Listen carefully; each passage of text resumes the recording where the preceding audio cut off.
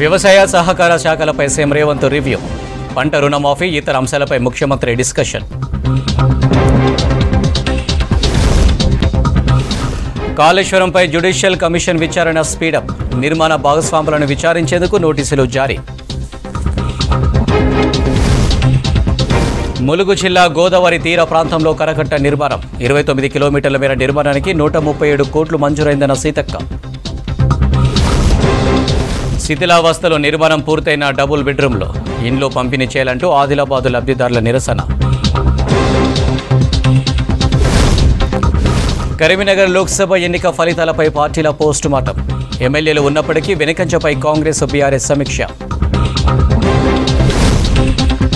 నిజామాబాద్ ప్రభుత్వ హాస్పిటల్లో నిలిచిన రక్త పరీక్షలు. టీ హబ్లో తరచూ టెస్టింగ్ మిషన్ రిపేరుతో పరేషాన్.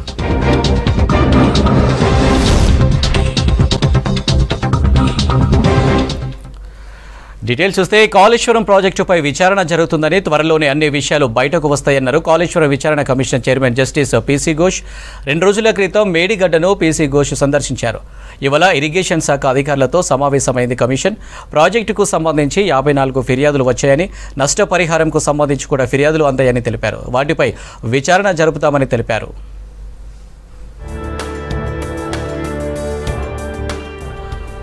కాళేశ్వరం నిర్మాణంలో భాగస్వాములైన వారిని మరోసారి విచారించే అవకాశం ఉంది. ఇవాళ విచారణకు రావాలని 7 నోటీసులు ఇచ్చిన కమిషన్ రేపు 18 మంది విచారణకు హాజరు కావాలని నోటీసులు జారీ చేసింది.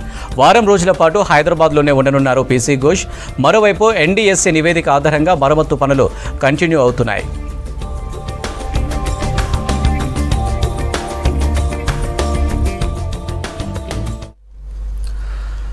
ములుగు జిల్లాలో గోదావరి తీర ప్రాంతంలో 29 కిలోమీటర్ల మేర కరకట్ట నిర్మిస్తున్నామని తెలిపారు మంత్రి సీతక్క. భవిష్యత్తు అవసరాలను దృష్టిలో పెట్టుకుని కరకట్ట కడతామన్నారు. ఇప్పటికే ప్రభుత్వం 137 కోట్లు మంజూరు చేసిందన్నారు. ప్రాథమికంగా మంగపేట, ఏటూరు నాగరంలో యుద్ధ ప్రాతిపదికన పనులు పూర్తి చేస్తామన్నారు.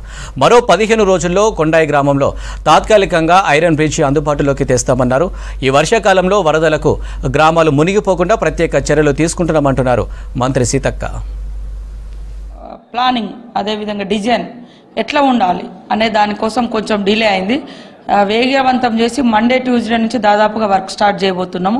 ముఖ్యంగా మంగపేట దగ్గర, ఆ మంగపేట ఊరుకు మొత్తం ముప్పు వచ్చేటువంటి పరిస్థితి కాబట్టి అక్కడ, తర్వాత ఏటు నాగరం దగ్గర ఇది మొత్తం ఉంది. దాదాపుగా 29 కిలోమీటర్స్ దాకా ఉన్నప్పటికీ ఫస్ట్ అయితే ఏటు నాగరం, మంగపేట ఇక్కడ ఎఫెక్ట్ ఉంది కాబట్టి కాంట్రాక్టర్ తోటి ఆ 2 స్పాట్ల మీద వర్క్ స్టార్ట్ చేయబోతున్నాం. నిన్న కూడా మా ఇరిగేషన్ అధికారులందరినీ పిలిచినాం. కలెక్టర్ గారు, ఇరిగేషన్ అధికారులందరం కూర్చొని మేము లాస్ట్ టైం ఫ్లడ్ ఎక్కడెక్కడ ఎఫెక్ట్ అయింది, ఎందుకు అయింది, దానికి మనం ఇప్పుడు ఏం చేయాలి అని ప్లాన్ చేసినాం. కొంత డబ్బులు కూడా రిలీజ్ చేసినాం. పోయినసారి కొండాయి కానీ, లేదా మన ఇక్కడ ప్రాజెక్ట్ నగర్ కానీ, లేకుంటే దాదాపు ఒక 17 స్పాట్స్ మేము అంటే ఆ యొక్క ప్రాంతాలు గుర్తించినాం. ఆ ఎఫెక్ట్ ఎందుకు అయింది, వరద ఎట్లా వచ్చింది, దాన్ని ఎట్లా మనం నివారించాలనేది నిన్నంతా రివ్యూ చేసుకొని రేపటి నుంచి ఆ వర్క్స్ కూడా స్టార్ట్ అవుతాయి. ఆ వరద ఊళ్ళ మీదకి రాకుండా ఒకటేసారి వరద ఉధృతి, వాగు ఒకవైపు పోయేది తెగి ఇంకొక దిక్కు డైవర్ట్ అవ్వడం, లేదా చెరువు ఇప్పుడు బూరుగుపేట దగ్గర సడన్గా అంటే 60 సెంటీమీటర్ల వర్షం, 63 తోటి మొత్తం చెరువే తెగిపోయింది, మొత్తం ఊడిపోయింది. ఇట్లాంటివన్నీ కూడా మేము గుర్తించాం. మనకు ఎఫెక్ట్ ఏంటంటే ఒక దిక్కు గోదావరి, ఒకటి జంపన్నవాగు. ఈ గోదావరి, జంపన్నవాగు 2 వస్తే చాలా పెద్ద ప్రమాదం. వీటన్నింటి దృష్టిలో పెట్టుకొని మేము 12-13 తారీఖులలో ఈ మన ములుగు జిల్లా యంత్రాంగం అంతా మేము సమావేశాన్ని కూడా పెట్టుకుంటున్నాం. కోడ్ రావడంతో అసలు ఒకరినొకరు కలుసుకోలేని పరిస్థితి, మీటింగ్లు పెట్టుకోలేని పరిస్థితి. కాబట్టి ఇవన్నీ ఐడెంటిఫై చేసిన ఇప్పుడు తక్షణంగా కొన్ని పనులు స్టార్ట్ అవుతున్నాయి. అందరు అధికారులు కూడా అక్టోబర్ వరకు అలర్ట్గా ఉండేందుకు మేము సిద్ధం చేస్తున్నాం. ఫస్ట్ సారి ఎక్కడెక్కడ మనకు డ్యామేజ్ అయింది, 2 కూడా ఇప్పుడు పోయినసారి కొంత కాళేశ్వరం దగ్గర లేదా కొంత స్టాప్ అవ్వడము, లేకుంటే ఒకటేసారి వదలడము, ఇట్లాంటి ప్రాబ్లమ్స్ కూడా వచ్చి ఇబ్బందుల పాలైనాం. ఇట్లాంటివి లేకుండా మేము రివ్యూ చేసుకుంటున్నాము. ముఖ్యంగా ఇప్పుడు జంపన్న వాగు పొంగిన, సమ్మక్క సార్లమ్మ గద్దెలు కూడా మునిగినటువంటి పరిస్థితి. ఆ రోడ్లెంబటి మొత్తం ఆ దారెంబటి చాలా ఊర్లు మునిగిపోయినాయి. ఇవన్నీ కూడా ఐడెంటిఫై చేసుకొని ఎప్పటికప్పుడు అలర్ట్గా పోలీసు, మండల రెవెన్యూ, ఎంపీడీఓ వీళ్ళందరినీ ఒక టీమ్గా తయారు చేస్తున్నాము. అదేవిధంగా మీకు చూస్తే ఈసారి ఒక కొత్తగా మేము ఒకటి ప్లాన్ చేసుకున్నాం. కొండాయి బ్రిడ్జి తెగిపోయింది. ఇప్పుడు నేను ఆల్రెడీ 9.5 crores R&B నుంచి ఇచ్చినాం. కానీ ఆ బ్రిడ్జి స్టార్ట్ అయ్యే వరకు వాళ్ళకి రోడ్ వచ్చేసరికి టైం పడుతుంది. కాబట్టి ఇప్పుడు వంతెన ఇది ఐరన్ తోటి ఫుట్వేర్ లాగా చేస్తున్నాము. ఆల్రెడీ ఈ 2-3 రోజులలో స్టార్ట్ అవుతుంది. 10 డేస్లలో కొండాయి ప్రజలకు కూడా డైరెక్ట్గా ఏటు నాగారానికి బైక్ రావడానికి బై వాక్ ఇంత మేరకు మాత్రమే చేస్తున్నాం.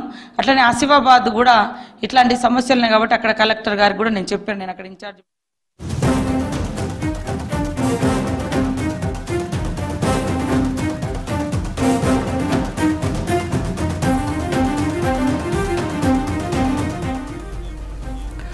ప్రధాని మోదీ అధ్యక్షతన కేంద్ర కేబినెట్ సమావేశం కొనసాగుతుంది. మూడోసారి ప్రభుత్వ ఏర్పాటు తర్వాత తొలిసారిగా ప్రధాని నివాసంలో కేంద్ర కేబినెట్ భేటీ అయింది. కేబినెట్ భేటీలో శాఖల కేటాయింపుపైన ప్రధాన చర్చ జరుగుతున్నట్లు తెలుస్తుంది. ఈ భేటీలోనే శాఖలు ఫైనల్ చేస్తారని టాక్ నడుస్తుంది. తెలుగు రాష్ట్రాలకు ఏ పదవులు దక్కుతాయనే అంశంపై ఆసక్తి నెలకొంది. ప్రధాన పదవులు బీజేపీ మంత్రులకే దక్కుతాయని తెలుస్తుంది. కాగా టీడీపీ, జేడీయూలు ముఖ్యమైన శాఖల కోసం పట్టుబట్టనున్నట్లు సమాచారం.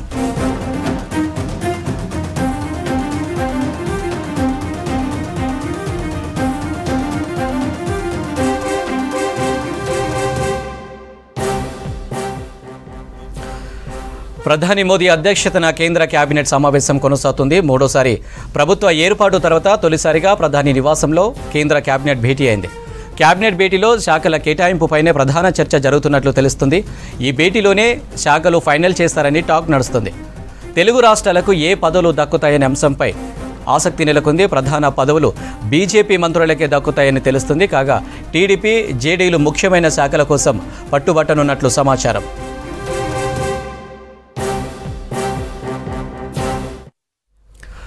మంచిర్యాల జిల్లా చెన్నూరు నియోజకవర్గంలో పర్యటించారు ఎమ్మెల్యే వివేక్ వెంకటస్వామి. కోటపల్లి మండలం నక్కలపల్లి గ్రామంలో జరుగుతున్న మరమ సడవలమ్మ జాతరలో పాల్గొన్నారు. అమ్మవారికి ప్రత్యేక పూజలు చేశారు. ఆ తర్వాత నక్కలపల్లి కొత్తగూడెం వాడలో నిర్మించిన సీసీ రోడ్డును ప్రారంభించారు ఎమ్మెల్యే వివేక్. చెన్నూరు క్యాంపు ఆఫీసులో ప్రజల సమస్యలపై అధికారులతో మాట్లాడి పరిష్కరించారు. పత్తి విత్తనాలు అందుబాటులో ఉండాలని అధికారులను ఆదేశించారు. ఇక్కడ రోడ్లు కూడా సరిగా లేవు. ఫారెస్ట్ రోడ్స్ అని చెప్పి రోడ్స్ కూడా సరిగా కాలేదు. ఇక్కడ ప్రజలందరూ కూడా రోడ్డు కావాలని చెప్పి కోరడం జరిగింది. ఈరోజు నక్కలపల్లిలో మన మారమ్మ సమ్మక్క జాతర ఏదైతే నడుస్తుందో ఈరోజు పూజలు చేసుకొని బోనాలు ఎత్తి రేపు పెద్ద జాతర ఇక్కడ ఈ గ్రామంలో. ఇది ఈరోజు పూజ చేయడంలో వారికి అందరికీ ముఖ్యం పంటలు మంచిగా పండాలి, రైతులకు సరైన కొనుగోలు రావాలని చెప్పి పూజ చేయడం జరిగింది. ఈ ప్రాంత ప్రజలందరికీ కూడా మొన్న ఎలక్షన్లలో కూడా మాట ఇచ్చిన ఈ సమస్య రోడ్డు సమస్య ఏదైతే ఉందో దీన్ని పరిష్కరించే అవసరం ఉన్నది. ఆల్రెడీ ఫారెస్ట్ ఆఫీసర్స్తో మాట్లాడడం జరిగింది. వారితో కూడా తొందరగా అనుమతి తీసుకొని ఈ రోడ్డు కూడా పూర్తి చేయడానికి కృషి చేస్తానని చెప్పి నక్కలపల్లి ప్రజలందరికీ కూడా మనకి. ఉమ్మడి ఆదిలాబాద్ జిల్లాలో పత్తి సీడ్ బ్లాక్ మార్కెట్ మళ్లీ కొనసాగుతుంది. మహారాష్ట్ర రైతులకు సీడ్ను బ్లాక్ మార్కెట్లో విక్రయిస్తున్నారని నిర్ధారించారు పోలీసులు. ఆదిలాబాద్ జిల్లాలో సీడ్ వ్యాపారంపై కేసులు నమోదైన యథేచ్ఛగా సర్కారు రూల్స్ ఉల్లంఘిస్తున్నారు.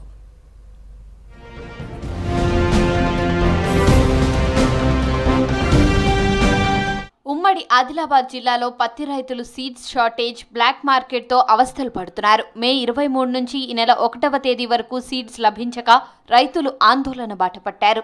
జిల్లా కేంద్రానికి ఉదయం 7 గంటల నుంచే సీడ్స్ దుకాణాల ఎదుట క్యూ లైన్ కడుతున్నారు. పత్తి విత్తనాలు లేవని నో స్టాక్ బోర్డులు దర్శనమిచ్చాయి. దీంతో నిరసనలు వ్యక్తమయ్యాయి. ఆదిలాబాద్లోని ఫర్టిలైజర్ సీడ్ షాప్స్ను state seed corporation chairman Anvesh Reddy తనిఖీలు చేశారు. వారం రోజుల పాటు కలెక్టర్ షాప్స్ను తనిఖీ చేసి స్టాక్ రిజిస్టర్లను పరిశీలించారు. జిల్లా ఎస్పీ గౌష్ ఆలం గోడౌన్లను తనిఖీలు చేశారు. మహారాష్ట్ర సరిహద్దుల్లో చెక్పోస్టులను ఏర్పాటు చేసి నిఘా ముమ్మరం చేశారు. అయినా 4 రోజుల క్రితం రైల్వే స్టేషన్లో మహారాష్ట్రకు తరలిస్తున్న కాటన్ సీడ్ ప్యాకెట్లను పోలీసులు సీజ్ చేశారు. రైతుల ఆందోళనలు ముగియడంతో మళ్లీ సరిహద్దున ఉన్న మహారాష్ట్ర గ్రామాల రైతులకు సీడ్స్ విక్రయిస్తున్నారు అక్రమార్కులు. డిమాండ్ ఉన్న పత్తి విత్తనాలు మహారాష్ట్ర రైతులకు 1000 రూపాయలకు అమ్ముకుంటున్నారనే ఆరోపణలు వ్యక్తమవుతున్నాయి. సీడ్ మాకు షార్టేజ్ అవుతున్నది. మహారాష్ట్ర వాళ్ళు వచ్చి ఇక్కడ నుంచి సీడ్ తీసుకెళ్తున్నారు. వచ్చేసరికి అంటే వాళ్ళు ఉన్న సీడ్ మొత్తం తీసుకెళ్తున్నారు. మహారాష్ట్ర వాళ్ళకి అమ్మద్దని చెప్పినా కూడా ఈ డిస్ట్రిబ్యూటర్లు మరియు దుకాణ వాళ్ళు ఎందుకంటే వాళ్ళ సొంత లాభం చూసుకుంటున్నారు. ఇక ఇక్కడ రైతులను ఎవరు పట్టించుకునేటో లేరు. తర్వాత ఏమవుతున్నాయంటే మహారాష్ట్ర వాళ్ళు తీసుకుపోయిన తర్వాత మాకు కరెక్ట్ లేని గింజలు, నాణ్యత లేని గింజలు ఇస్తున్నారు. ఉమ్మడి ఆదిలాబాద్ జిల్లా రైతుల పేరిట మహారైతులకు రెట్టింపు ధరలకు విక్రయిస్తున్నారనే ఆరోపణలు వ్యక్తమవుతున్నాయి. పత్తి విత్తనాల విక్రయాలపై ఆఫీసర్ల పర్యవేక్షణ కొరవడింది. దీంతో వ్యాపారుల మాయాజాలానికి అడ్డు అదుపు లేకుండా పోయింది. జిల్లాకు కేటాయించిన విత్తన ప్యాకెట్లు మన ప్రాంత రైతులకే విక్రయించాలని ఇటీవల వ్యవసాయ శాఖ ఆదేశాలు జారీ చేసింది. ఇతర ప్రాంతాలకు విత్తనాలు అమ్మకూడదని, రైతులు కోరిన విత్తన ప్యాకెట్లు ఇవ్వాలని, కొరత లేకుండా చూడాలనే నిబంధనలు అమలు కావడం లేదు. జిల్లా కలెక్టర్, ఎస్పీలు, ఉన్నతాధికారులు తనిఖీలు చేపట్టినా ఫలితం లేదు. తైల కోసం వచ్చినాను, రాసి తైలాలు కోసం వచ్చినా, పొద్దున నుంచి వచ్చినా తైలాలు దొరుకుతలేవు. నిన్నటి వరకు తైలాలు వచ్చినాయని చెప్పారు, ఇప్పటిదాకా తైలాలు దొరుకుతలేవు. లైన్ పెట్టిండ్రు. మహారాష్ట్రలో అయితే విచ్చలవిడిగా కానొస్తున్నారు. మొన్ననే ట్రైన్ల కేసు అయిన కేసు అని దొరికినా కానీ అయినా ఎలాంటి మార్పులు లేవు. ఆదిలాబాద్ పట్టణంలోని శివాజీ చౌక్ స్టేషన్ రోడ్లోని ఆదిత్య సీడ్స్ షాప్ యజమాని సోర్తి రమేష్ బ్లాక్లో విత్తనాలు విక్రయించాడు. 4 రోజుల క్రితం మహారాష్ట్రలోని నాందేడ్ జిల్లా లోహా తాలూకా అరణ్వాడి గ్రామానికి చెందిన గోవింద్ నాగోరావుకు డిమాండ్ ఉన్న సీడ్స్ ను బ్లాక్ లో అమ్మారు. రాశి RCH 659 పత్తి విత్తనాలు 25 ప్యాకెట్లను, మరో డిమాండ్ గల తులసి సీడ్స్ కబడ్డీ రకం విత్తనాలు 8 ప్యాకెట్లను బ్లాక్ లో విక్రయించాడు.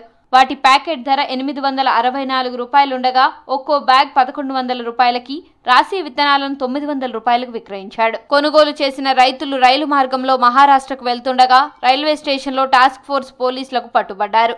ఈ ఘటనపై 1 టౌన్ పోలీస్ స్టేషన్లో ఆదిలాబాద్ అర్బన్ వ్యవసాయ అధికారి వెండి విశ్వమిత్ర ఫిర్యాదు చేయగా పోలీసులు కేసు నమోదు చేశారు.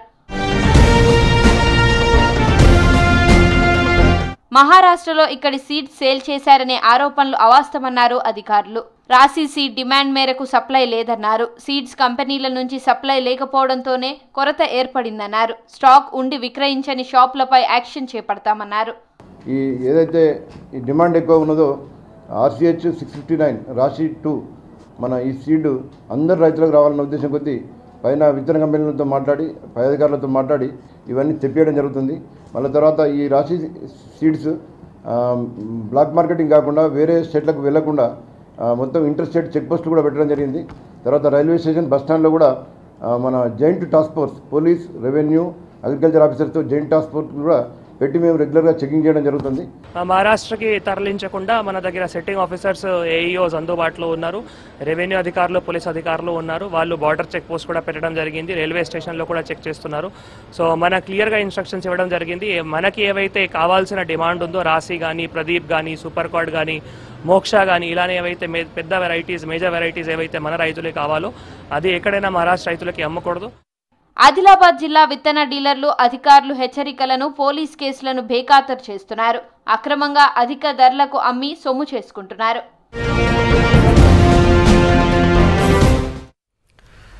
ప్రభుత్వ ఆసుపత్రుల్లో కార్పొరేటివ్ స్థాయి వైద్య పరీక్షలు నిర్వహించేలా ఏర్పాటు చేసిన టీ-హబ్ సెంటర్లు నిరుపయోగకరంగా మారుతున్నాయి. కోట్లాది రూపాయలు వెచ్చించి ఏర్పాటు చేసిన ఈ సెంటర్లలో ఇప్పుడు పరికరాలు పాడై సేవలు నిలిచిపోయాయి. దీంతో నిత్యం 1500 పైచీలకు ఓపీ ఉండే నిజామాబాద్ జిల్లా జనరల్ ఆసుపత్రిలో రోగులు అవస్థలు పడుతున్నారు.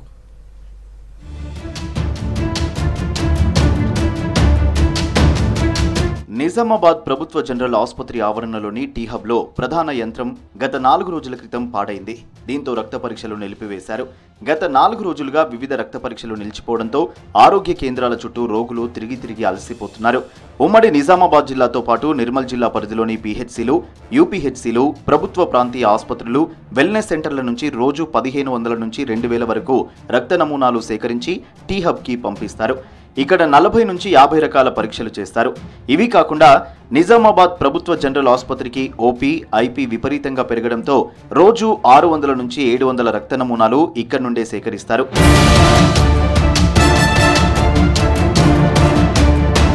ఉమ్మడి నిజామాబాద్ జిల్లాతో పాటు నిర్మల్ కలిపితే టీ-హబ్ పరిధిలో 80 PHCలు, ఏరియా ఆసుపత్రులు, UPHCలు ఉన్నాయి.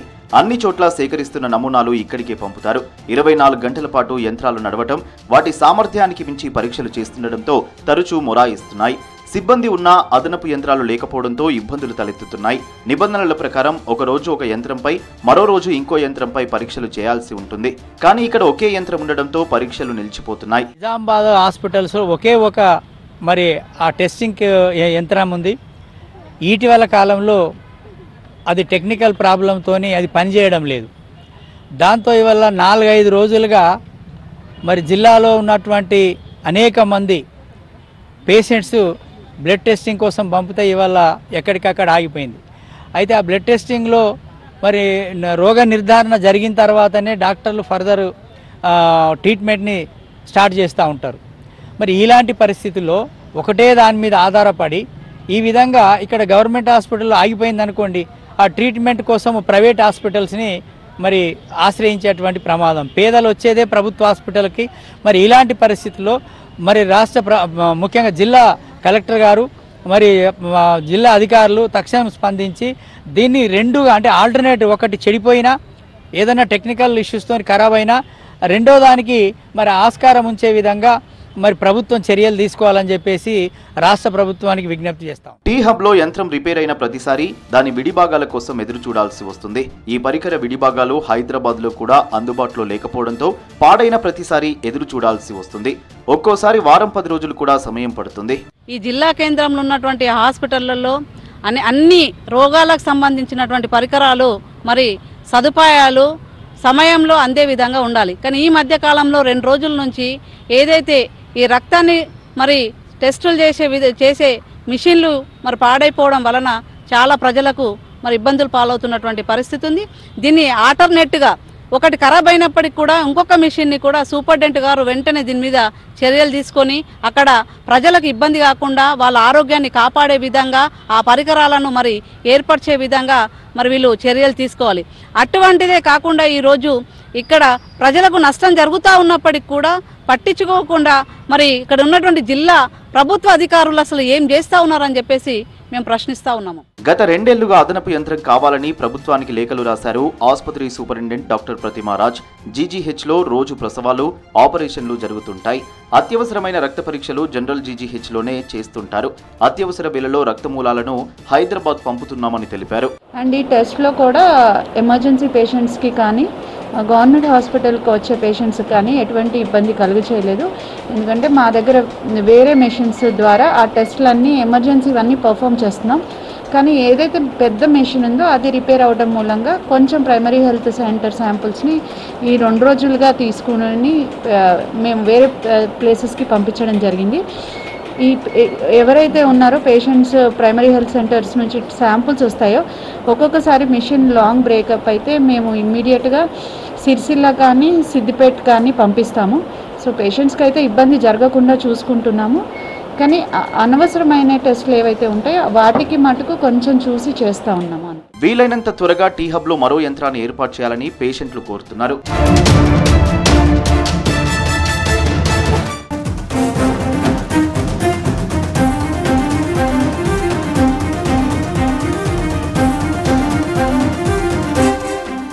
మణికొండ పోకలవాడలో ఉన్న 5 ఎకరాల ప్రభుత్వ భూమిని పట్టా చేయించుకోవాలనుకున్న ముఠాని అరెస్టు చేశారు పోలీసులు. రంగారెడ్డి కలెక్టరేట్ ధరణిలో పనిచేసే 3 అవుట్సోర్సింగ్ ఉద్యోగులతో కలిసి భూమిని పట్టా చేయించుకున్నట్లు గుర్తించారు పోలీసులు. ధరణి ఉద్యోగులతో పాటు మొత్తం 10 మందిని అరెస్టు చేశారు. ఆర్ఐ, ఎంఆర్ఓ, ఆర్డీఓ రిపోర్ట్ లేకుండానే ఫైల్ను కలెక్టర్ దగ్గర తంపు వేయించారు. ఈ విషయంలో అప్పటి కలెక్టర్ హరీష్కి నోటీసులు ఇచ్చి వివరణ కోరుతామంటున్న డీసీపీ ప్రసాద్తో Sadanandam face to face. Manikonda పోకల్వాడ్లోని సర్వే నంబర్ 4లోని 5 ఎకరాల గవర్నమెంట్ ల్యాండ్ని కొంతమంది డైరెక్ట్గా వాళ్ళ పేరు మీదకి రిజిస్ట్రేషన్ చేసుకోవడానికి ట్రై చేస్తున్నారు. సో ధరణిలో పనిచేసే కొందరు, అలాగే కొంతమంది మధ్యవర్తుల ద్వారా ఈ గవర్నమెంట్ ల్యాండ్ని ఒక ప్రైవేట్ వ్యక్తుల పేరు మీదకి చేసుకుని ఆ తర్వాత కొంతమంది బిల్డర్స్కి ఇచ్చి ఇది అంతా రియల్ ఎస్టేట్ డెవలప్ చేసుకోవాలనుకుంటున్నారు. సో ఈ అంశాన్ని పసిగట్టిన అటు తహసీల్దార్, అటు గండిపేట తహసీల్దార్ పోలీసులకు కంప్లైంట్ ఇచ్చారు. సో దాన్ని ఈఓడబ్ల్యూ పోలీసులు ఈ కేసు నమోదు చేసుకొని ఇప్పటి వరకు మొత్తం 10 మందిని అరెస్ట్ చేశారు. సో ఈ కేసుకు సంబంధించిన డీటెయిల్స్ మాట్లాడడానికి మనతో ఈఓడబ్ల్యూ డీసీపీ ప్రసాద్ గారు ఉన్నారు. సార్ చెప్పండి సార్, ఈ కేసు ఎప్పుడు మీ దగ్గరికి వచ్చింది? ఈ కేసులో ఎంతమందిని అరెస్ట్ చేశారు? అసలు ఈ గవర్నమెంట్ ల్యాండ్ను వీళ్ళు నిజంగానే రిజిస్ట్రేషన్ చేసుకొని వీళ్ళకి పాస్బుక్లు వచ్చాయా? ఇది లాస్ట్ మంత్ రాయదుర్గం పోలీస్ స్టేషన్లో మన గండిపేట తహసీల్దార్ గారు అక్కడ కంప్లైంట్ చేస్తే అక్కడికి ఎఫ్ఐఆర్ అయిన తర్వాత కేసు ట్రాన్స్ఫర్ అయిన తర్వాత త్రూ సిపి గారి ద్వారా ఈఓడబ్ల్యూకి వచ్చింది. ఈఓడబ్ల్యూ మనం మేము ఇక్కడ రిజిస్ట్రేషన్ చేయడం జరిగింది. ఇది కేసు యొక్క ఇన్వెస్టిగేషన్ ప్రాసెస్లో ఏంటంటే ఈ గండిపేట మండల్ పోకల్వాడిలో అక్కడ గవర్నమెంట్ ల్యాండ్లో ఉన్నటువంటి పూసా లక్ష్మణ్ అనే అతను పూసా లక్ష్మయ్య అనే అతను ఏంటంటే ఈ 5 ఎకరాల ల్యాండ్ను ఇది నాకు సంబంధించింది, నేనే వేసాను, అప్పుడు నేనే ఏదో దాంట్లో కల్టివేషన్ చేసుకుంటున్నా, జొన్నలు వేసుకున్నా చేస్తున్నాను ఆయన దాని మీద. అయితే అప్పటికి గవర్నమెంట్ ల్యాండ్ కిందనే ఉంది తప్ప ఆయన అది చేసుకోలేదు కానీ పంచనామా ఎక్కడ కూడా గవర్నమెంట్ ల్యాండే ఉంది తప్ప ఆయనకు సంబంధించినటువంటి కాగితాలు కానీ ఇవి కానీ ఏమీ లేదు. తర్వాత ఆయన ఏం చేసినంటే అప్పుడు దాన్ని మొత్తానికి ఈ 5 ఎకరాల ల్యాండు నాకు సంబంధించింది అన్నట్లు ఆయన ఫైట్ చేసుకుంటూ అది చేసుకుంటూ ఇది చేసుకుంటూ అంతా ట్రై చేస్తాం. ఆ ల్యాండ్ను మొత్తానికి దాని మీద వాచ్ పెట్టి నిగరాన్ని పెట్టుకుని దాన్ని అతను కాజేయాలనే ఉద్దేశంతో ట్రై చేస్తూ ఉండి మొత్తానికి ఆయన ఏదో ఇల్లీగల్గా క్లెయిమ్ చేస్తూ ఉండి ఇల్లీగల్ నాకు సంబంధించిన దాన్ని అతను ఏమైందంటే ఈ మధ్యకాలంలో ఒక మూసాపేటలో ఒక అడ్వకేట్ దగ్గర వీళ్ళిద్దరు ఆయన చనిపోయినాడు. ఇంకా తర్వాత పూసా లక్ష్మయ్య కాలం చెల్లితే 2 కొడుకులు పూసా రవీందర్, పూసా లక్ష్మణ్, మన ప్రహ్లాద్ వీళ్ళిద్దరు ఉన్నారు. వీళ్ళిద్దరు బ్రదర్స్ ఏంటంటే వాళ్ళిద్దరూ దాంట్లో 2.5 ఎకరాలు ఆయనకు 2.5 ఎకరాలు వాళ్ళిద్దరు క్లెయిమ్ చేసుకుంటున్నారు. అక్కడ ఒక అడ్వకేట్ దగ్గర మూసాపేటలో వాళ్ళు అక్కడికి వెళ్ళినప్పుడు అక్కడ ఒక రవీందర్ యాదవ్ అనే రియల్టర్ పార్సీగుట్ట అతను అక్కడ పరిచయం అయినాక ఆయన కూడా ఈ ల్యాండ్ చూసి వెళ్ళాడు. అందరూ కూడా వాళ్ళు చెప్తున్నారు. అప్పుడు ఆయన ఒక చెప్పి దాన్ని ఏం చేసిందంటే 5 ఏకర్స్ ఒకవేళ నేను మీకు పట్టా చేసి ఇచ్చేస్తే అన్నీ చేస్తే నేను అన్ని పర్యవేక్షణ చేసి మొత్తం చేశాను 2.5 ఎకరాలు మీకు 2.5 ఎకరాలు మాకు అన్నట్లు ఒక మాది మాట్లాడుకోండి ఆయన ఏం చేసినంటే ఆయన వాళ్ళ దగ్గర ఉంటే ఇల్లీగల్ పేపర్స్ అవన్నీ కూడా ఏదో మొత్తానికైతే ఆ పని ఆయనకు అప్పచెప్పాను రవీందర్ యాదవ్ మీన్ టైం అంటే భీమరావు అనే ఒక ఈ బంజారాస్ ఉన్నటువంటి ఒక ఆయన మోహన్ బాబు తర్వాత శివకుమార్ అంటే వాళ్ళిద్దరికి ఇంట్రడ్యూస్ చేసి ఇది చేసి పెట్టాలంటే వీళ్ళిద్దరికి ఎట్లా తెలుసు అంటే వీళ్ళు చిన్న పనులు కలెక్టరేట్ల తర్వాత ఈ రెవెన్యూ సంబంధించిన ఇష్యూస్ కానీ మ్యాటర్స్ కానీ కూడా రవీందర్ యాదవ్ ఏంటంటే భీమరావు ద్వారా ఈ మోహన్ బాబు తర్వాత శివకుమార్ అనే వాళ్ళను అప్రోచ్ అయ్యాను. వాళ్ళిద్దరి దగ్గర ఏంటంటే అది మొత్తం డీల్ 2 కోట్లకు మాట్లాడుకున్నాం. 2 కోట్లు కావాలి మాకు, 2 కోట్లు ఇస్తే మేము ₹1 కోటి వీళ్ళిద్దరు ఉంచుకుంటట్లు ఎవరు మోహన్ బాబు తర్వాత శివకుమార్ ₹1 కోటి కలెక్టరేట్లో పనిచేసే వాళ్ళకి ఇవ్వాలన్నట్లు మాట్లాడుకున్న తర్వాత దాన్ని ఆయన అంత ఇచ్చింది. ఆయన ద్వారా మాట్లాడిన తర్వాత ఇంటర్వ్యూ చేసినట్టు వీళ్ళిద్దరు మోహన్ బాబు శివకుమార్ అంటే కడతాల్లో ఉన్నటువంటి ఒక ఆంజనేయులు అంటాడు వాడు అతను జస్ట్ ల్యాప్టాప్ పెట్టుకునే వరకు అని ఉంటాయి. అంతకుముందు ఈ సేవలో పనిచేసిన కాబట్టి మీ సేవలో అతను ఏమంటే అప్లికేషన్ చేయడం అక్కడ అప్లికేషన్ జనరేట్ చేయించారు వీళ్ళు. దానిలో అప్లికేషన్ నెంబర్ చేసినాక దాన్ని ఈకేవైసీ చేయించాలి. ఈకేవైసీ చేయాలన్నప్పుడు ఏం చేయాలంటే 6/10కు ఈ రవీందర్ యాదవ్ అంటాడు బంజారాస్లో ఈ సేవకు వచ్చేసి అక్కడ దాన్ని అప్లోడ్ చేయించి కలెక్టరేట్ మాడ్యూల్లో పెట్టేటట్లు కలెక్టర్ దాంట్లో పెట్టినట్లు అతను అది ఈకేవైసీ జనరేట్ చేశాను. ఈకేవైసీ జనరేట్ చేసిన తర్వాత దాన్ని అప్పుడు వీళ్ళిద్దరు మోహన్ బాబు తర్వాత శివకుమార్ వీళ్ళిద్దరు కలిసి అక్కడ ధరణి కోఆర్డినేటర్ అయినటువంటి రంగారెడ్డి కలెక్టరేట్లో పనిచేసేటువంటి శ్రీనివాస్ నాయక్ అనే అతని దగ్గరికి వెళ్ళి అతను అప్రోచ్ మాకు ఇది చేయాలని మొత్తానికి వాడు ఏం చేసినట్టే మొత్తం ఇక్కడ టోటల్గా డీల్ ఏమో 2 కోట్లు వాడు శ్రీనివాస్ అంటోడేమో ₹1 కోటి ఇవ్వాలని చెప్పేసి వాడు మాట్లాడుతున్నాడు. ఇంత లోపల ఏం చేశారంటే ఒక 25 lakhs దీంట్లో అడ్వాన్స్గా పెట్టినప్పుడు అందులో భీమరావుకు ఒక 10 lakhs తీసుకున్నాను. నేను ఇంట్రడ్యూస్ చేస్తాను అని చెప్పి భీమరావు 10 lakhs మిగతా 15 lakhs రూపీస్ ఏం చేశారంటే మహేందర్కు శివకుమార్కు ఇచ్చారు. ఇచ్చిన తర్వాత ఏమైందంటే వాళ్ళిద్దరూ మళ్ళీ వాళ్ళు 8 lakhs ఉంచుకున్నారు. 8 lakhs ఉంచుకొని 7 lakhs రూపీస్ ఎవరికి ఈయనకు మన శ్రీనివాస్ అనే అతని ధరణి కోఆర్డినేటర్ ఉన్నాడు కదా, ఆ ధరణి కోఆర్డినేటర్ ఉంటుంది హెల్ప్ డెస్క్ హెచ్హెచ్ఎం హెల్ప్ డెస్క్లో ఉంటాడు. ధరణి కోఆర్డినేటర్ శ్రీనివాస్ మన వాళ్ళ బ్రదర్ నరేష్ కానీ దానిలో హెల్ప్ డెస్క్లో పనిచేసిన శ్రీనివాస్కి చెప్తే శ్రీనివాస్ ఓకే అని చెప్పేసిన తర్వాత అది ఒకటి అయిన తర్వాత మళ్ళీ ఇంకోటి కూడా 411 కూడా ఇంకోటి అప్లోడ్ చేయించారు. సేమ్ అదే అప్లికేషన్ ఫామ్తోనే 411 సేమ్ ఇక్కడనే మన బంజారాయిల్స్ మీ సేవలో వెళ్ళి అది కూడా అప్లోడ్ చేసి అది కూడా ఒక కేవైసీ అయిన తర్వాత ఏం చేసిండు వీళ్ళు ఇక అంతా అయిన తర్వాత మన ఈ శ్రీనివాస్ నాయక్ డబ్బులు పెట్టినాక శ్రీనివాస్ నాయక్ వాళ్ళ అన్న ఉన్న అతను ఒక రాఘవేంద్ర రెడ్డి అని ఇంకొక అతను అంటే కలెక్టర్ గారు కూర్చుంటారు. కలెక్టర్ గారు పక్కన రాఘవేంద్ర రెడ్డి ఒక ల్యాప్టాప్ పెట్టుకుంటాడు, తర్వాత ఒక సూపరింటెండెంట్ ల్యాప్టాప్ పెట్టుకుంటారు, తర్వాత ఇంకో హెల్ప్ ఆపరేటర్ కూడా పెట్టుకుంటారు. అట్లా 4 ల్యాప్టాప్లు పెట్టుకొని ఉంటారు. ఉన్న తర్వాత ఏంటంటే వాళ్ళు చెప్తుంటారు కలెక్టర్ అంతా చూసినాక దీన్ని సైన్స్ ఒప్పుకోగల వాడి సరౌండ్ ఓవర్ 4 ఇట్లా ఫస్ట్ ప్రొహిబిటెడ్ దాంట్లో వేస్తారు వీళ్ళు. ఫస్ట్ ప్రొహిబిటెడ్ దాంట్లో వేసి అప్లై చేసిన తర్వాత దాన్ని అక్కడ నుంచి తీసుకురావాలి అని చెప్పేసి మా కలెక్టర్ గారి దగ్గర పోయినా కలెక్టర్ గారు ఉన్నాక అప్పుడు కలెక్టర్ గారు ఇది ఓకే అన్న తర్వాత అప్పుడు వాళ్ళు అది అప్రూవ్ చేసిండు. సారు తమ్ము పెట్టినాక అప్రూవ్ చేసిన తర్వాత అప్పుడు అది వాళ్ళ అప్లికేషన్ ఫామ్ అప్రూవ్ అయిపోయింది. పట్టాదారు పాస్బుక్ అయిపోయింది. అదేవిధంగా ఇంకో కలెక్టర్ గారు ఉన్న టైం లోపల కూడా ఏంటంటే 411 411 అప్పుడు కూడా అప్పుడు 411 అది ఫస్ట్ ఎలక్షన్ 411 కూడా ఇంకోటి అప్లై చేస్తే ఆ కలెక్టర్ గారి సమక్షంలో కూడా ఏమైందంటే ఇక బిజీగా ఉన్నారు చేసినామని చెప్పి దాంట్లో ఏదైనా నరేష్ ఎవరు బ్రదరు ఈ శ్రీనివాస్ అనే హెల్ప్ డెస్క్లో పనిచేస్తుంది ధరణి హెల్ప్ డెస్క్లో పనిచేస్తుంది అతని బ్రదర్ కాబట్టి అతను కూడా ఆపరేట్ ఉన్నప్పుడు ఏమన్నా మరి ఏంటంటే అంత అయిపోయింది మాట్లాడేసినా ఓకే అయిపోయింది నువ్వు పని కానిచ్చే అని చెప్పేవరకల్లా అతను కూడా ఆ రోజు పెట్టుకొని ఆయన దాంట్లో కూడా అంత చేసినాక ఆ కలెక్టర్ గారితో కూడా ఓకే అన్నట్లు అంత చేసి వాళ్ళు అప్పటికే ప్రొసీడింగ్స్ అందులో రెడీ అయి ఉంటుంది అప్పుడు కూడా రిజెక్టెడ్ అని పట్టదారు పాస్బుక్ ధరణిలో కావాలని చెప్పేసి ఉంటుంది అక్కడ జరిగింది ఏంటంటే అక్కడ సూపరింటెండెంట్ వీళ్ళు అంటే అసలు ఆర్ఐ రిపోర్ట్ కానీ ఎంఆర్ఓ కానీ ఆర్డీఓ కానీ ఎవరి రిపోర్ట్స్ అక్కడ లేకుంటే వీళ్ళు అక్కడ అంతా మ్యాల్కులేషన్ చేసి దాన్ని అంతా జనరేట్ చేసి వీళ్ళే మొత్తం జనరేట్ చేసి అంత చేసిన కాబట్టి దానివల్ల దాంట్లో కూడా బయటకి ఈ పట్టాదారు పాస్బుక్ కింద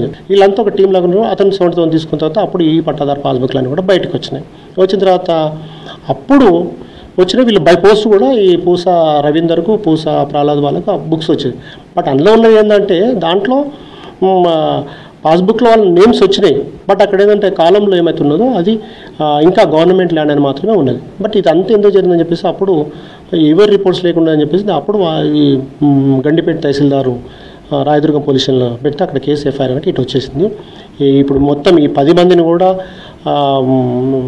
పూస ప్రహ్లాదు పూస రవీందర్ యాదవ్ భీమ్రావ్ మోహన్ బాబు శివకుమార్ శ్రీనివాస్ రాఘవేంద్ర రెడ్డి నరేష్ ఈ మొత్తం 10 మందిని కూడా అరెస్ట్ చేసి వాళ్ళ యొక్క కన్ఫెషన్స్ అన్ని స్టేట్మెంట్స్ అని రాసి వాళ్ళందరూ కూడా అరెస్ట్ చేసి జ్యుడిషియల్ రిమాండ్ పంపించడం అయింది ఇంకా ఇందులో ప్రొసీజర్ ప్రకారంగా ఇన్వెస్టిగేషన్ జరుగుతూ ఉంది ఇంకా కూడా ఫైనల్గా ఇట్ ఇస్ అది ఏ విధంగా ఎందుకు అయింది ఎవరు చేసింది ఎట్లా చేసిన దాని మీద వీళ్ళైతే కొంతవరకు పాత్ర వచ్చింది ఫైనల్గా investigation it is going on sir ఇప్పుడు ఈ ల్యాండ్ ఇష్యూస్ అన్నీ కలెక్టర్ అప్రూవ్ చేయాలంటే ముందుగా ఆర్ఐ కానీ ఎంఆర్ఓ ఆర్డీఓ వీళ్ళందరూ రిపోర్ట్స్ తీసుకోవాలి సో దీనిలో ఏ రిపోర్ట్ లేదు ఈ ల్యాండ్కి సంబంధించి సో కలెక్టర్ ఎలా అప్రూవ్ చేశారు సో కలెక్టర్ని వీళ్ళు ఏమైనా ఒప్పించారా సో ఎలా అప్రూవ్ చేశారు కలెక్టర్ అదే వీళ్ళు ఏంటంటే అక్కడ కలెక్టర్ గారు ఉంటారు కలెక్టర్ గారు బయోమెట్రిక్ పెట్టండి తమ్ము పెట్టండి అది కాదు కాబట్టి ఏంటంటే కలెక్టర్ గారిని వాళ్ళు చేశారు ఇవి వచ్చింది రిపోర్ట్ అవి వచ్చిందని మీరు అన్నమాట వాస్తవమే ఎంఆర్ఓ రిపోర్ట్ లేదు ఆర్ఐ రిపోర్ట్ లేదు ఆర్డీఓ రిపోర్ట్ ఏమీ లేవు అక్కడ మనం రాస్తే మనకు ఆన్సర్ వచ్చింది సీసీఎల్ గారి నుంచి రాస్తే సీసీఎల్ నుంచి